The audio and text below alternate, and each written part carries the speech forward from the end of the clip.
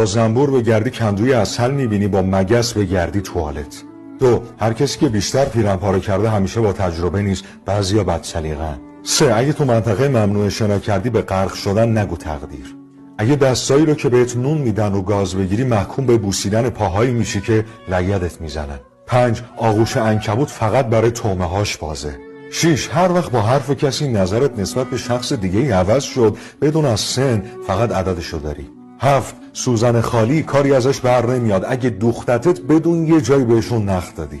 8. قبل از اینکه سراغ فلسفه، هنر، تاریخ، هر چیز دیگه ای بخوای بری اول باید شکمت سیر باشه. شکم خالی دین و فضل و هنر و فلسفه سرش نمیشه. 9. وجدانتو بفروشی دنیا رو میتونی بخری اما خودت دیگه دوزار نمیارزی.